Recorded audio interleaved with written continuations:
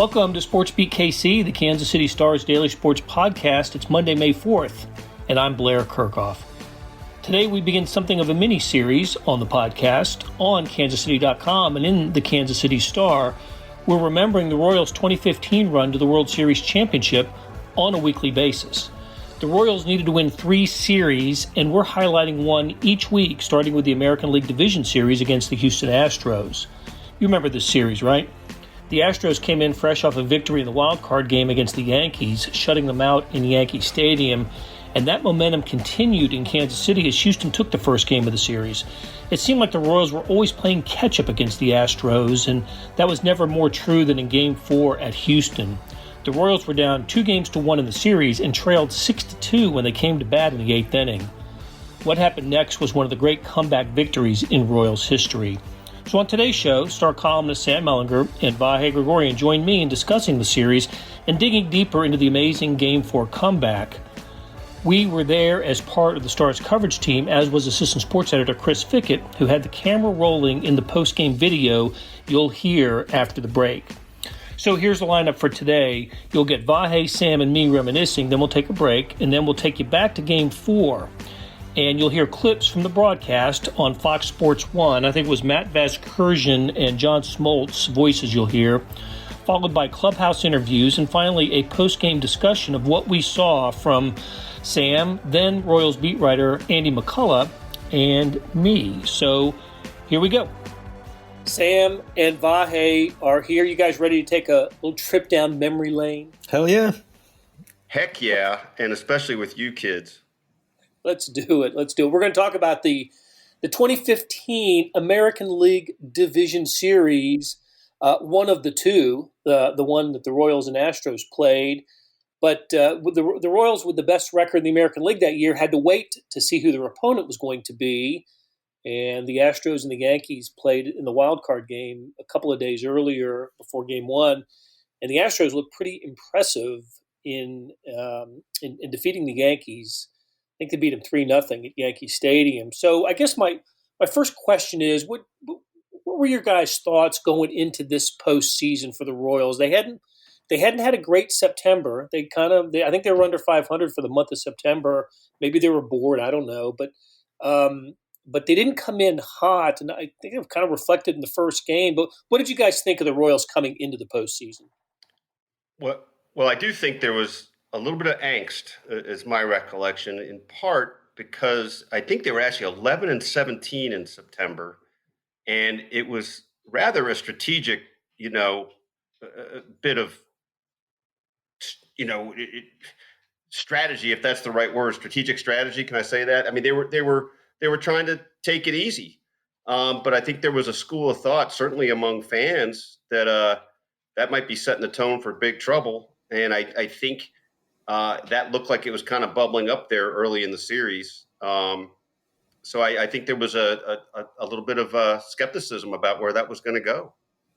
Yeah, I thought it was really obvious in that September that they kind of, I don't want to say like they weren't trying, right? Like they were trying, but it was just so different than the previous, 12, 18 months had been. Like that team had always been defined by just sort of, balls to the wall, just this intensity that you don't usually see over 162. And I remember they played, I don't know, I can't remember now if it was the very last series that they played, but they played the Twins late.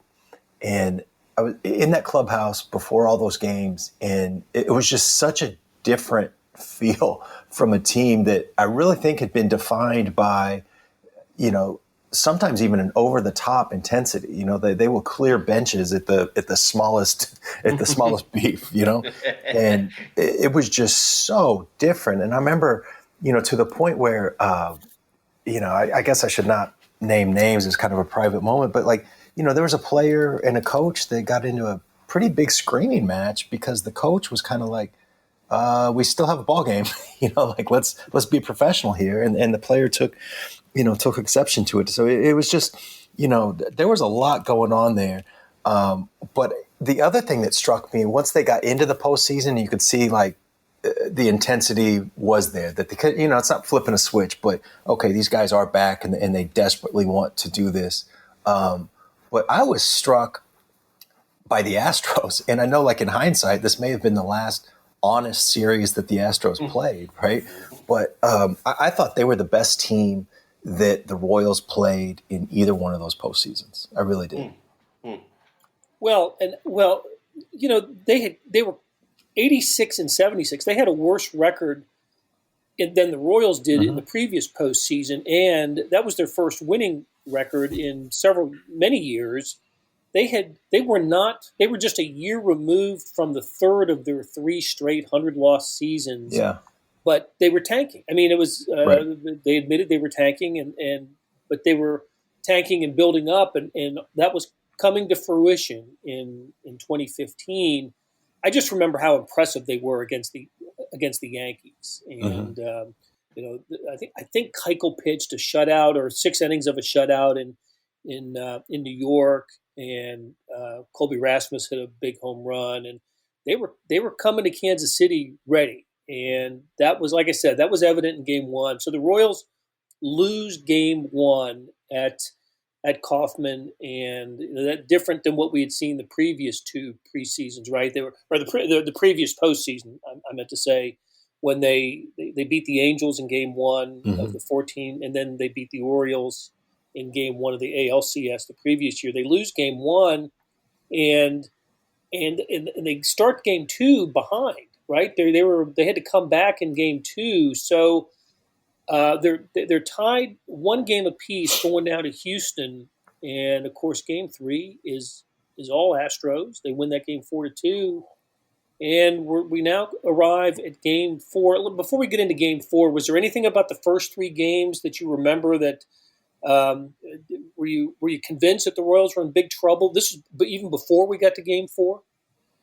I was. I just thought that team was. I hadn't really watched the Astros all that heavily, other than when they were playing the Royals in the regular season. But I was so impressed with the talent up and down that lineup, and they were all young. They had a ton of energy.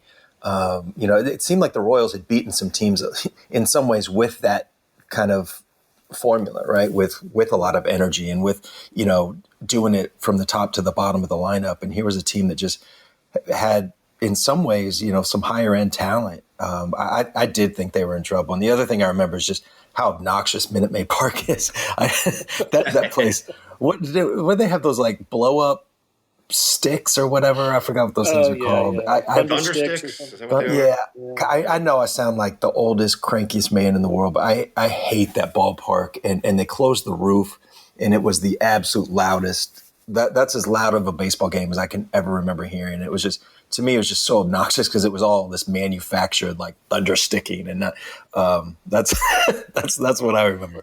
Oh, and one other thing. Well, I guess maybe I should save this, but yeah, I'll save it. Go ahead.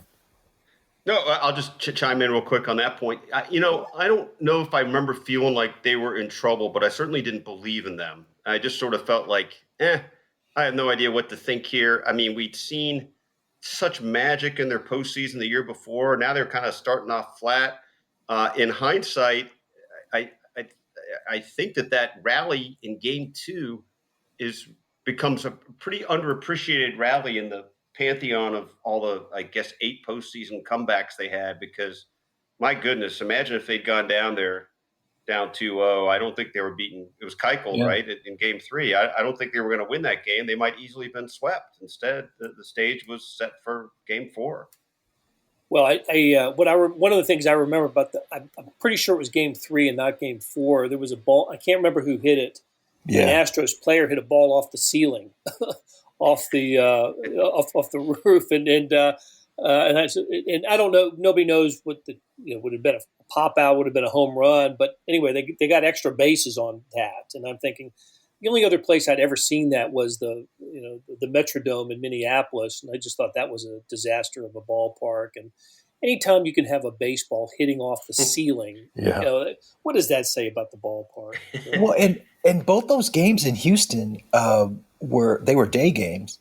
And you guys remember walking to the ballpark. I mean, they were just beautiful afternoons. I mean, and I get it, like TV, it plays better, all that stuff. I get it. But God, they were just beautiful days, to have the roof closed. It was just, God, I know I'm a cranky old man on this, and I'll own that. But God, I just hated that.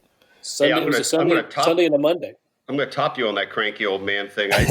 I'm pretty sure it was game 3. I still have the photo on my phone for no real reason. But before the game, we're kind of standing down there on the field, and this isn't to say Sal Perez wasn't locked in. But it just struck me odd. He was taking a selfie of himself like an hour before the game, standing in front of the dugout. And I just remember thinking, like, why are you doing that? Yeah. So there's your cranky, dumbass old man. Sal and his social media. All right. So earlier this week, I went through each of the box scores, and I came up with this stat. So going into the 8th inning of Game 4, right? The Royals trail, of course, 6-2, going into the top of the 8th of Game 4 in Houston. They're down 2-1 in game. So going into that 8th inning, the Royals had trailed after 22 innings in the 3 games plus, right? The Royals had trailed after 22 innings. They were tied after 7 innings, and they led only 5 innings. So it always seems to me that the Royals were playing from behind in this thing. You know, they were down from the get-go in Game 1. They had to rally to win Game 2. They were down from the start, basically in Game 3. And now they get to Game 4, and it is, they get a Perez hits a home run early to take a lead, but then it's all Astros after that. And that I'm wondering, let's just go there. Let's go to the press box in 6th, 7th inning in Minute Maid Park on that Monday afternoon. And what the assignment comes down from the office, right? We've got to have some stories written. What if you remember what some of the subject lines were for some of those? What do you guys remember about? What do you remember thinking in the 6th and 7th innings, and when it's apparent that the Royals aren't going to win this game? Vahe? Well, look, we were able to procure the document right the other day that was and look, hats off to us, right, for constant preparation and discussion during the game. Can't give us enough credit for that. Really, we don't give us enough credit. But we had a sort of working model plan based on what looked like the impending doom. And the part I remember off the top of my head is that Sam was going to write. What was the term, Sam? Something like how the whole season wasn't worth a damn because all those trades, all the work they put into it wasn't worth a damn because they lost in the division series. Yep. And then I think I had the segment destined for me to be on how they blundered through September and completely blew it by handling September the way they did. And then things started to shift. And I'll just chime in with this point real quick. That game changed something in me about how I look at sports events. We'd seen the wild card game the year before. Obviously, that was just insane, probably more insane because it seemed more unprecedented for this team. But once you see something like that, a sort of a second time within a certain framework, then you start thinking, well, there's no reason for me to declare anything set. And that certainly served us well in this Chiefs postseason. I think I just started looking at things differently after that. Yeah. They that team really did have a knack for it, man. That was different. That was right in the prime of the like how I just got so used to just Control A, delete. And I don't know how many times I did that in the postseason. I guess maybe I should come clean here. 5 years later, I didn't always Control A, delete. Sometimes I Control A and just delete and then post or paste on a different Word document just because that stuff might come back. Some of that might be useful, but that's right. And I'm glad you said paste instead of post because that could have happened. Right, exactly. Well, it was about that time that the Texas governor, Greg Abbott, was tweeting congratulations to the Astros, a tweet that will live in Royals history. I hope Kurt Nelson has a copy of that somewhere in the Royals Hall of Fame. That'd be great, yeah. I'll tell you what what did it for me was when Terrence Gore was called out stealing third. Remember when he? This was in the I think it ended the seventh inning, and it was only 3-2 at the time. But he came into pinch run as he always did, stole second, and then he stole third. And he came off the base. He beat the throw, but came off the base just slightly. And they went to the replay monitor and ruled him out. I just said, well, look, if their fastest guy can't steal a base, can't keep his foot on the base, then they're not destined to win this thing. And then the bottom of the seventh happens, and Rasmus and I forget who else homer. They had back-to-back homer. Oh, Correa hit his second homer of the game, and Rasmus hit one off the foul pole, off of Ryan Madsen to make it 6-2, and that was, of course, that was it for the Royals. They were going to be done, and then the unbelievable rally, unbelievable. And I went back and watched a little bit of the broadcast, and certainly that inning, and I can't count how many times I heard the phrase "keep the line moving." Yeah, it is the ultimate example of keeping a line moving for a baseball team. Didn't do it with an extra base hit, right? It was all singles. Yeah, and I don't know when it was in that sequence. Maybe it was the third hit. Maybe it was the fourth hit. But I remember just starting to laugh and kind of just having my hands over my face is sort of at least how I perceive what it was, and just kind of chuckling to myself like, yeah, it looks like they're going to do this. Something like that. And I don't know if you guys had that, but we probably all laughed together at some point and just shook our heads like, this is just surreal. But it really was. Yeah, I mean, I'm just looking at the box score or the play-by-play. They went single, single, single, single, single. Reached on E6, which was that was Kendrys Morales off Correa's glove. Yeah, I don't think that should have been an error off the mound. Yeah, it took a weird bounce. Yeah. I think it hit Sip's glove, and then it changed the direction. And Correa was just kind of caught in between, and it bounces into center field. Yeah, and they tied the game on that. And then Dyson stole second, and this was about the time that Tony Sip was just absolutely melting down on the mound. I don't know that I've ever seen a pitcher so just visibly angry, since like Joaquin Andujar back in '85 or something. That was wild. And then strikeout. Moose struck out. He's the 1, 2, 3, 4, 5, 6, on a full 7th. count. Yeah, the seventh batter of the inning. They finally get it out. Then Butera got that walk. Do you remember that was one of the best at bats? 10-pitch walk. It was phenomenal. That was crazy. That was one of the absolute best at bats that the Royals had in either of those postseasons. Then Gordon with an RBI ground out. Alex Rios walk, and then Escobar struck out.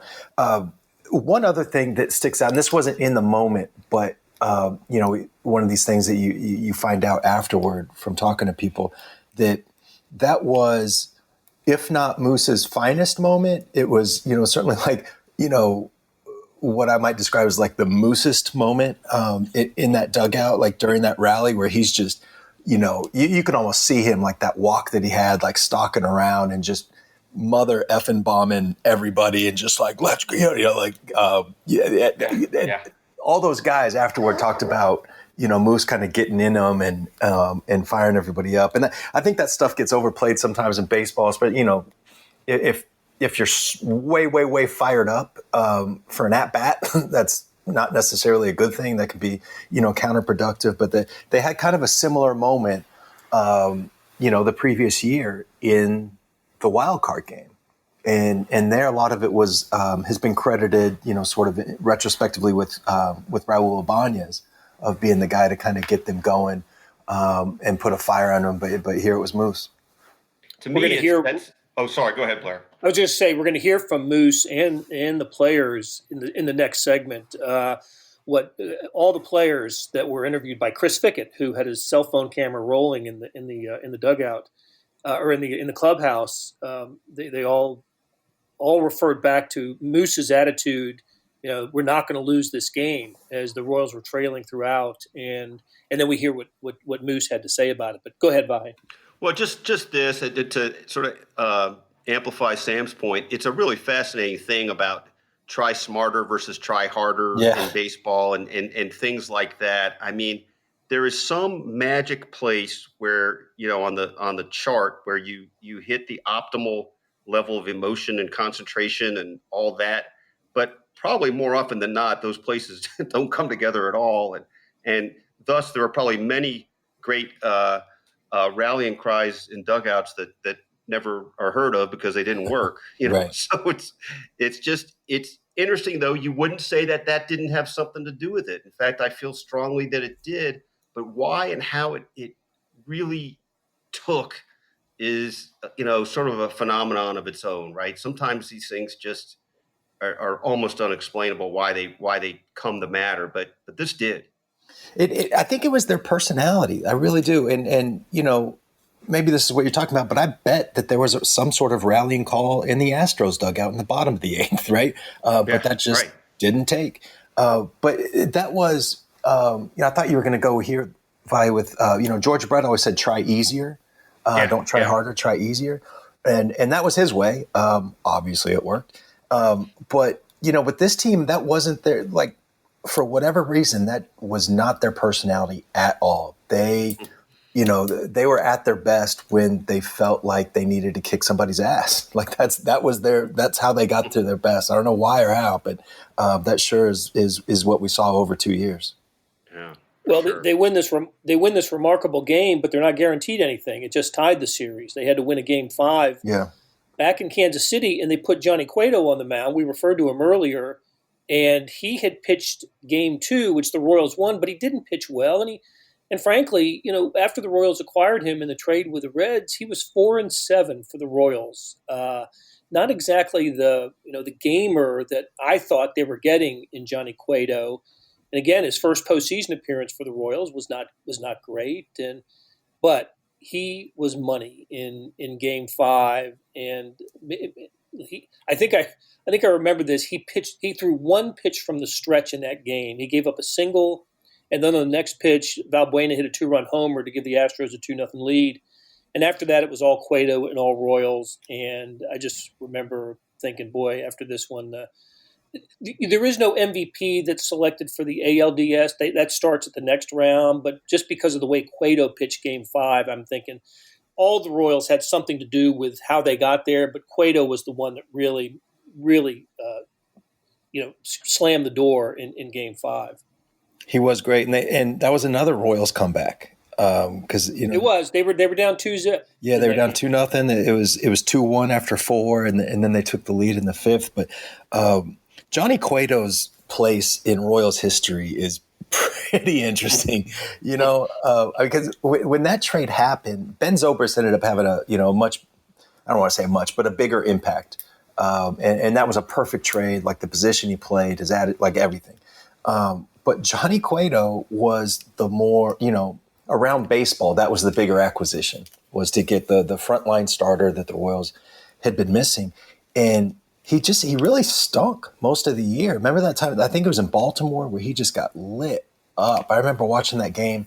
I think this is right. It must have been a Chiefs road trip or something. I was watching that game from a hotel room, and I mean, he was just getting bombed and didn't look like he was really trying. And I've heard like in real time and certainly since that there was a sense that that Cueto was he was in football terms sometimes we say making business decisions. And that he was kind of prepping himself for free agency in some ways and wasn't, the competitor that he had been. But he was absolutely, when they needed him to be good, he was great. When they didn't need him either way, he stunk. But when they needed him to be good, he was fantastic. The term that kind of I had settled on at one point with him was that he had gone from being a supposed ace to just complete wild card. You just had no idea what was coming. But that, I mean, it was 2 hits in 8 innings, I guess. But Sam, isn't this a good time to elaborate a little bit on make fun of glove thing? So I think that was actually in Game 2 that I wrote that. I guess I don't remember for sure, but Cueto had been, Andy McCullough, terrific at that time beat writer for us, had this great story about how Cueto was in some ways, and the story didn't present it like this, but in some ways like blaming his struggles on the Royals catchers not having their glove low enough. Like that was the problem. out of all this stuff. He just needed the glove lower. And at this point, we hadn't yet got to the point in our Johnny Cueto tales where he blamed a bad start in Toronto on the bullpen mound being different, right. a different height than the game mound, which I guess I can say this now. A club official told me a day or two after that they went and measured the mound, and it was exactly the same. Just within a quarter of an inch, exactly the same height. There was not a lick of difference between the two. But yeah, there was a point. I think it was game 2. It may have been game 5, but I think it was game 2 where Cueto was kind of struggling, and Andy was asking, hey, what are you going to write? And the way I work is I've got 2 Word docs open, right? Like one's notes and one's a column. And at that point, when he asked me that, the column doc was completely blank. It's just not a letter on it. And on the notes doc, there was only one sentence, and it was all capital letters, and it just said, "Make fun of glove thing." I was just going to work from there.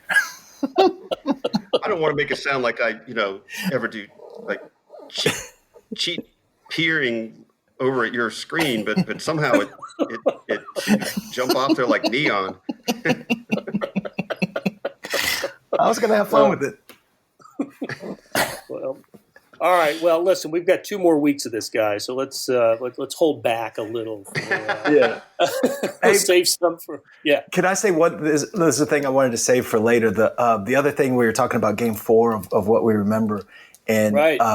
You remember those photos, and it was the front page of the Star, probably sports section, but maybe the front page of the A1, and it was 2 photos. And the first was, before the 8th, and there was that one Astros fan just screaming and giving it. So I think it was, at least in my mind, it was Hosmer, Ventura, and maybe Eddie Volquez, I think, that were kind of on the front step. And this Astros fan is just giving it to him. And then the photo right below that, he's like head in his hand, and the Royals are cheering. I mean, that was such a perfect, memorable, sports front. I mean, those 2 pictures next to each other just told the whole story. We didn't need to write that day. Those pictures just told it all. All right, guys. Great reminiscing. We'll do it again a week from now when we talk about the American League Championship Series. There's no spoiler alert because we know what happens in these games.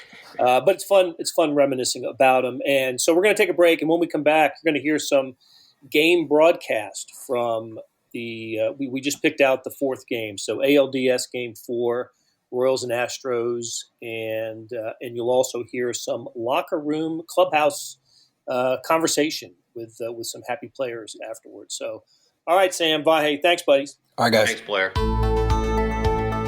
Hey, it's Blair. We have a special subscription offer for SportsBeat KC listeners. Unlimited digital access to the Kansas City Star's award-winning sports coverage. Sign up now for 1 year of Sports Pass for access to all the sports news, features, and columns presented on the kansascity.com site, and it's only $30. That's a 40% savings off our regular rate.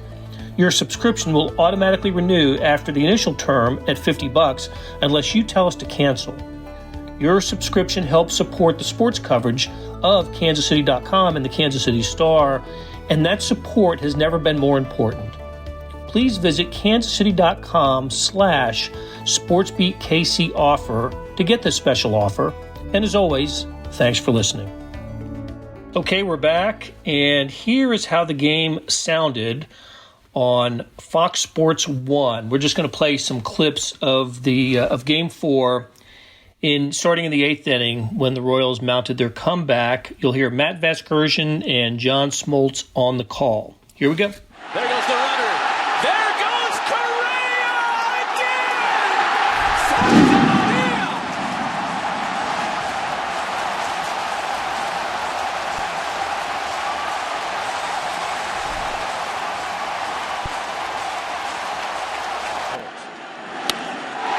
Rasmus follows up, and that one is gone!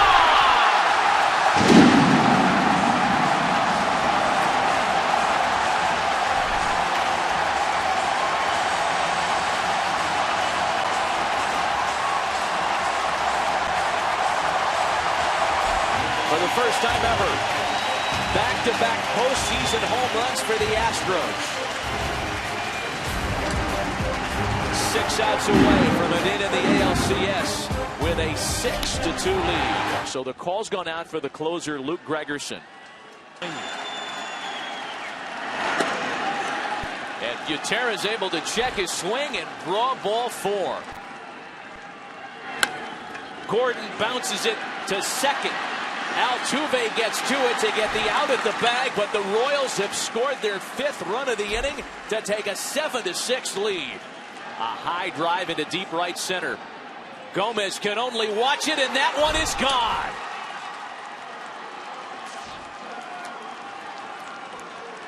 Eric Hosmer's last 2 at-bats of this series have been big ones. An RBI single in the 8th, a 2-run dinger in the 9th. Gomez lifts a fly ball into shallow right. Orlando makes the catch, and Kansas City comes back in Game 4.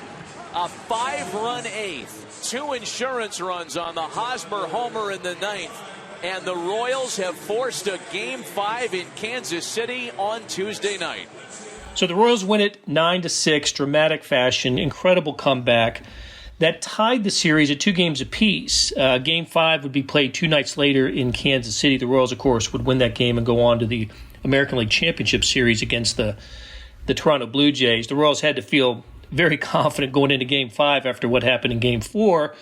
Assistant sports editor Chris Fickett joined us in the clubhouse after the game, and we were talking to several of the stars of the game. So the first group of players you'll hear are Lorenzo Cain, Sal Perez, and Alex Gordon. It's amazing. It's another great comeback. We definitely needed that.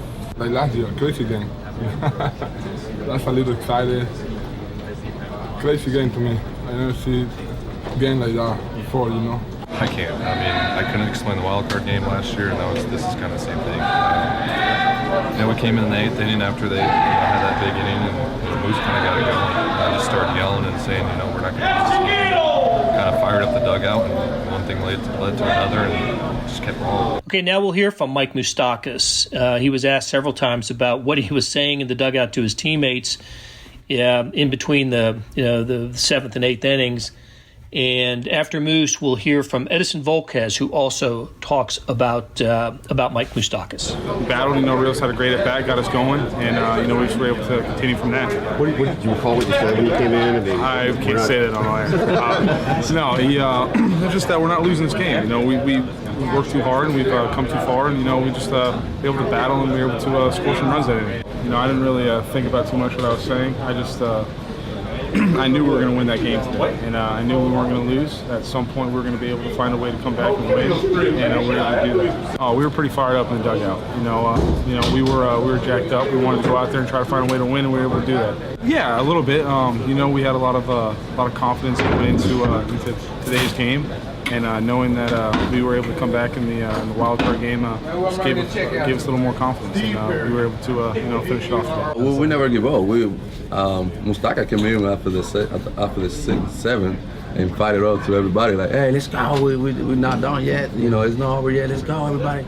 Let's do something. And everybody started. And the 8, I think it was. Everybody started getting single, and good at bats, and that was it. And finally, let's hear from Ben Zobrist and Drew Butera, who had big at-bats in that game-deciding 8th inning. It was a huge effort by everybody up and down the lineup right there. The biggest at-bat to me was Butera. Coming in, hadn't at-bat for probably a week, and fighting pitches off and taking tough pitches. And it was just a professional at-bat all the way through. And everybody was just battling there, not trying to do too much, just trying to get the next hit and keep the train moving.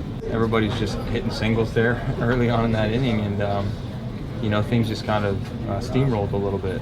Okay, so we're back from the clubhouse, written stories, and after each game of the postseason, a group of reporters would find a quiet corner somewhere in the press box or out in the concourse, and Chris Fickett would roll the camera, and we would talk about the game. So here is Sam Mellinger and Andy McCullough and myself talking about the Game 4 comeback. This is Andy. Sam, I'm Blair. And the Royals have defeated the Astros 9-6 in Game 4 of the American League Division Series. And my question first to Andy is, what just happened? I don't know, man. That was pretty incredible. Houston's bullpen was taxed down the stretch, and they did not pitch particularly well. But when you've got a 4-run lead, and Ryan Madsen, really it was kind of sad. Ryan Madsen pitched his heart out for the Royals this year and just got lit up in the 7th inning. And you're thinking, like, man, what a bummer of a way for the season to end for that guy. And then, you're kind of writing and you look up and there's 2 guys on and Ben Zobrist is up. And then you're like, oh yeah, the Royals have all these really good players. Like, they have the better team. And so to see them come through, I guess I felt like they were going to win as soon as Hosmer got that hit. I don't know how you guys felt about it. But it just, this team is really, really good. And the way that they were able to, after just playing like garbage for 2 days, for 9 innings yesterday and for 7 innings today, to just have their best at bats of the postseason it's really impressive. Well, how about their win for the ages came just in time in a do or die situation, just as it did last year. I thought about last year as that was unfolding. Good comparison. Is this like the wild card win of last year? Yeah. First of all, great shirt. It is. It looks excellent good on shirt. Excellent shirt. Second of all, yeah. That was it was the 8th inning. Gregorson's on the mound. There was just too many similarities. The Royals still have to win on Wednesday for this to really matter. Mm-hmm. Because if you lose on Wednesday, then it's sort of like wah wah wah. Yeah. But the thing about yesterday, they never broke through, but they did have a lot of really strong at-bats. They gave themselves a lot of chances. And then today, against a lesser pitcher, I think we can say that, they finally did get that breakthrough in the 8th inning. And certainly a lesser bullpen with the Astros. Let's take a quick look at Game 5. Who are we going to see? And it'll be Johnny Cueto and Colin McHugh. The game one starter. Game 1 for the Astros and Game 2 for the Royals. Right. McHugh was all right in Game 1, but the Royals absolutely left runs on the table there. I don't think that's necessarily a bad matchup for the Royals. I'm sure they'll be happy to take another crack at McHugh. And look, this is why the Royals got Johnny Cueto. I feel like we say that before every freaking Johnny Cueto start at this point. This is why they got him. And at some point, maybe he'll pitch like the guy the Royals thought they were getting. There's a ton of pressure on his shoulders, and there should be. You want to make $150 million as a free agent, show up. And so that's what's on his shoulders tomorrow or whenever. Wednesday, I believe. It is hard to remember that too, right? That Johnny Cueto has this awesome track record as a pitcher in Cincinnati, because all we've seen in Kansas City is a whole bunch of disappointment. He had a couple nice little flashes, but even in a lot of those games, got a lot of runners on base. The 5-start nightmare wasn't that good in this series, and now there's no more room. This has got to be the time that he shows up, or he's going to be remembered in a really, really, really rotten way around Kansas City. There's so much to talk about and read about, so follow the coverage of the Royals in the postseason in the print editions of the Kansas City Star online at kansascity.com and on your True Blue app.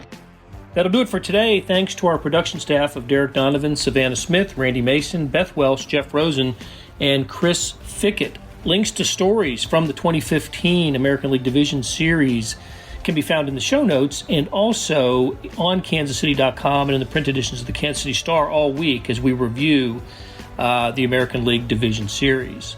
So earlier in the episode, you heard me talk about the Sports Pass offer, and that's still good. It's a good one, $30 for a year's worth of sports coverage. But here's an even better offer. The entire Kansas City Star product, sports news, features, commentary, analysis, the whole shebang. You get all the stories written by my talented colleagues, and the details can be found at account.kansascity.com/subscribe. That's account.kansascity.com/subscribe. In either case, the Sports Pass or the full subscription, you are supporting local journalism and helping us deliver products like SportsBeat KC, which will be back on Tuesday because this is where we talk sports in Kansas City every day.